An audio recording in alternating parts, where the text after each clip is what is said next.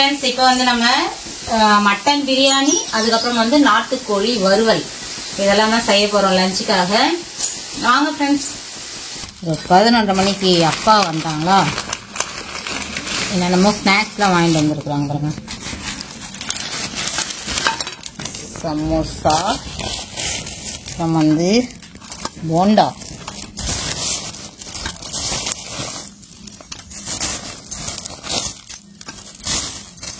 எத்தனை ஐட்டம் வாங்கிட்டு வந்தாலும் 5 பேருன்னு 5 வாங்கிட்டு வந்துடுறாங்க அப்பா. ஆனால் இதை சாப்பிட்டு இதை சாப்பிட முடியுமான்னு தான் தெரியல.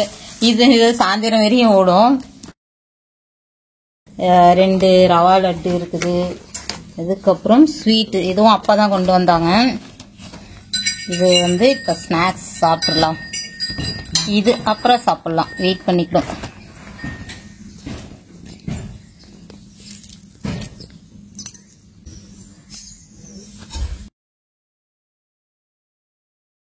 ஃப்ரெண்ட்ஸ் இப்போ வந்து நம்ம மட்டன் பிரியாணி அதுக்கப்புறம் வந்து நாட்டுக்கோழி வறுவல் தான் இன்னைக்கு லஞ்சுக்காக செய்ய போகிறோம் ஃப்ரெண்ட்ஸ். இப்போ வந்து நம்ம பிரியாணிக்கு எண்ணெய் ஊற்றிக்கலாம்.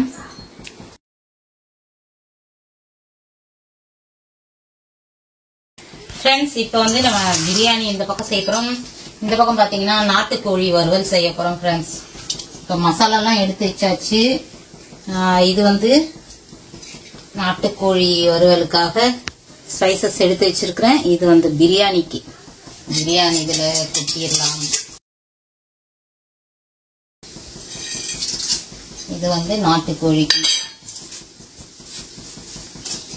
நம்ம வீட்டில் வந்து பிரியாணி இலை செடி இருக்குது ஃப்ரெண்ட்ஸ். ஃப்ரெஷ்ஷாக எடுத்துன்னு வந்து செஞ்சுருக்கலாம்.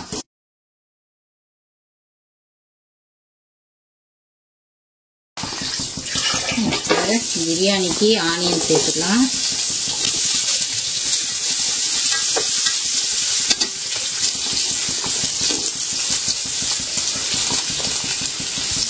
அதுக்கப்புறம் நாட்டுக்கோழி வறுவலுக்கும் ஆனியன் சேர்த்துடலாம். சட்டி கொஞ்சம் ஸ்லோவாக தான் சூடு ஏறும், அதுக்கப்புறம் பிக்கப் ஆயிரும்.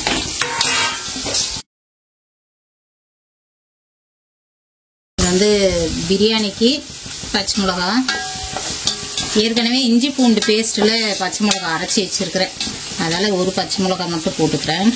இதுக்கும் வந்து ஒரு பச்சை மிளகா.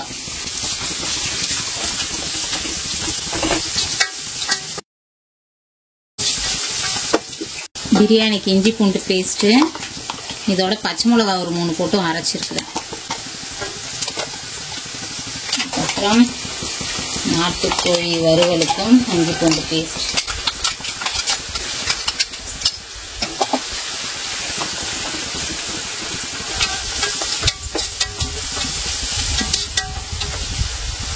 வந்து புதினா சேர்த்துக்கலாம். இதுக்கு கொஞ்சமாக புதினா, கருவேப்பிலை அளவுக்கு புதினா போடலாம் சிக்கனுக்கு.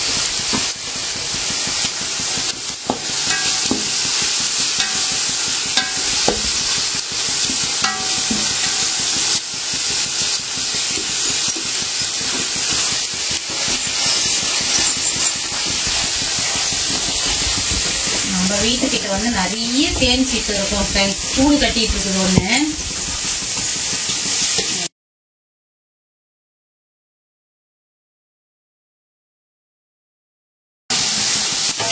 வந்து இஞ்சி பூண்டுலாம் நல்லா வதங்கிருச்சு. தக்காளி வந்து நான் சாப்பரில் போட்டு வச்சுருக்கிறேன், இதை ஊற்றிக்கலாம்.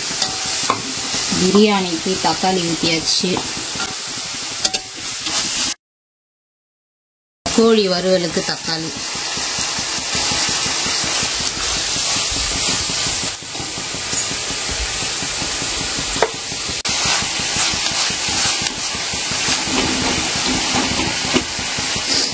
மசாலாலாம் சேர்த்துடலாம். நாட்டுக்கோழிக்கு வந்து மிளகாத்தூள், பிரியாணிக்கு மிளகாத்தூள் சேர்த்துக்கலாம்.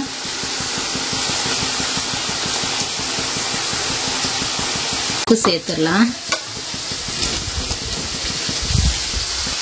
பிரியாணிக்கு உப்பு, கோழிக்கும் உப்பு. ஃப்ரெண்ட்ஸ் மட்டன் வந்து வேக வச்சுக்கிட்டேன். இதில் 1 கப் அளவுக்கு தண்ணி இருக்கும். மிளகா பொடி, உப்பு, மஞ்சத்தூள் இதெல்லாம் நல்லா இறங்கட்டும் அப்படின்ட்டு எல்லாம் சேர்த்து வேக வச்சு எடுத்துக்கிட்டேன். தண்ணி சேர்த்துக்கிறேன். 1க்கு 1.5 கப்பு தண்ணி. கொஞ்சமாக வந்து மஞ்சத்தூள், இதுக்கு மஞ்சத்தூள் பிரியாணிக்கு. ஒரு சிலர் வந்து மஞ்சத்தூள் போட மாட்டாங்க பிரியாணிக்கு, நான் போட்டுருவேன் ஃப்ரெண்ட்ஸ். ஒரு மாதிரி ஸ்மெல் இல்லாமல் இருக்கும்ன்றதுனால நான் எப்பவுமே மஞ்சத்தூள் போட்டுருவேன். வந்து பிரியாணி மசாலா. ஃப்ரெண்ட்ஸ், நம்ம வீட்டில் பிரியாணி செடி இருக்குது, பிரியாணி இலை செடி இருக்குது. ஃப்ரெஷ்ஷாக இலை போட்டுட்டு பிறகு ஞாபகம் வந்தது, அடாடா எடுத்துருக்கலாமேன்னு. சரி ஒவ்வொன்று போட்டுடலாம், ஏற்கனவே போட்டதுனால ஒவ்வொரு இலை மட்டும் போட்டு வைக்கலாம். இப்போ வந்து அரிசி சேர்த்துறேன். ஃப்ரெண்ட்ஸ், சீரக சம்பா தான் இன்னைக்கு பிரியாணி. பாஸ்மதி ரைஸ் விட சீரக சம்பா பசங்களுக்கு ரொம்ப பிடிக்கும். அதில் மோஸ்ட்லி பிரியாணின்னா சீரக சம்பா தான். ஃப்ரைட் ரைஸ் அந்த மாதிரி இதுக்கு மட்டும் பாஸ்மதி ரைஸ் யூஸ் பண்ணிக்குவேன். கடைசி டச்சிங் வந்து நம்ம இதிலே ஸ்பூன் இருக்குது, நெய் கொஞ்சம் ஊற்றிடலாம். தண்ணி வந்து நல்லா இழுத்துரும். கொஞ்சம் லைட்டா தண்ணி இருக்கும்போது மூடி போட்டு சிம்ல வச்சிருவோம் ஃப்ரெண்ட்ஸ். ஒரு 5 நிமிஷம் மேக்சிமம் போதும். நல்லா சூப்பரா வெந்துருது. கொதிக்கட்டும்,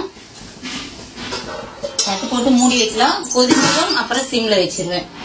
நாட்டுக்கோழி கொஞ்சம் லேட் ஆகும், அது அப்படியே பொறுமையா வெந்துட்டு இருக்கட்டும். ஃப்ரெண்ட்ஸ், கொஞ்சமா வந்து சிக்கன் மசாலா சேர்த்துடலாம். அதுக்கப்புறம் மிளகுத்தூள். நாட்டுக்கோழினாலே மிளகுத்தூள் நல்லா தூக்கலா போட்டு சமைக்கணும். நாட்டுக்கோழி வறுவல் ரெடி ஆயிருச்சு.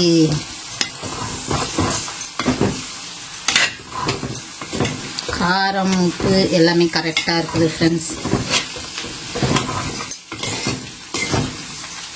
அவ்வளோதான்.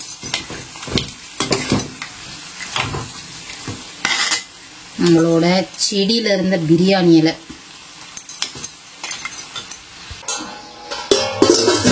ஃப்ரெண்ட்ஸ், நம்மளோட பிரியாணியும் ரெடி ஆயிருச்சு. சூப்பர்.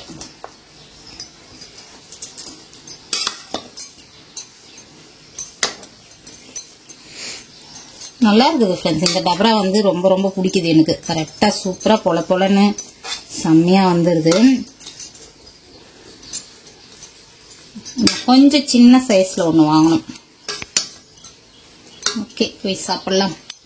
ஃப்ரெண்ட்ஸ், இன்னைக்கு வந்து ஈவினிங் ஸ்நாக்ஸ் என்னன்னு பார்த்தீங்கன்னா, வெள்ளிக்கிழங்கு, மரவள்ளிக்கிழங்கு கீழே தண்ணி வச்சு தட்டு வச்சு ஆவியில் வேக வைக்க போகிறேன். நல்லா வேகட்டும், அப்புறம் பார்க்கலாம். ஒரு 2 முறை அலசிட்டாதான் ஃப்ரெண்ட்ஸ் மண்ணாக இருக்கும். நல்லா பலன்னு வந்துருச்சு. ஃப்ரெண்ட்ஸ், இந்த பக்கம் வந்து கிழங்கு வேக வச்சிருக்கிறேன், இந்த பக்கம் கலக்காய் வேக வச்சுக்கலாம். ஃப்ரெண்ட்ஸ், கலக்காவுக்கு உப்பு போட்டுடலாம். அப்படியே வெந்துட்டே இருக்கட்டும். கிழங்கு நல்லா வெந்து வந்துருச்சு. ஃப்ரெண்ட்ஸ், இன்னைக்கு ஈவினிங் ஸ்நாக்ஸ் வந்து சூப்பராக இருக்குது. ஃப்ரெண்ட்ஸ், கலக்காய் வந்து நல்லா உப்பு போட்டு வேக வச்சு எடுத்தாச்சு. செம்மையாக இருக்குது. எம்மி.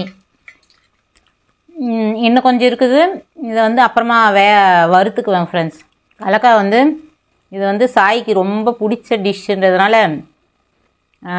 கலக்காய் வந்து இந்த மாதிரி தோலோடு வேக வச்சு இல்லை வறுத்தோ கொடுத்தா ரொம்ப பிடிக்கும். அதுக்காக அப்பா மெனக்கெட்டு அப்பா அடிக்கடி வாங்கிட்டு வருவார், வாங்கிட்டு வந்து கொடுப்பாங்க. இப்போ கொஞ்சம் தான் வேக வச்சுருக்கிறேன். இதில் இன்னும் 2 மடங்கு இருக்கும் ஃப்ரெண்ட்ஸ். அதை வந்து அப்படியே வறுத்துருவேன். அதுக்கப்புறம் வந்து கிழங்கு சூப்பராக வெடிஞ்சு செம்மையாக வெந்திருக்குது.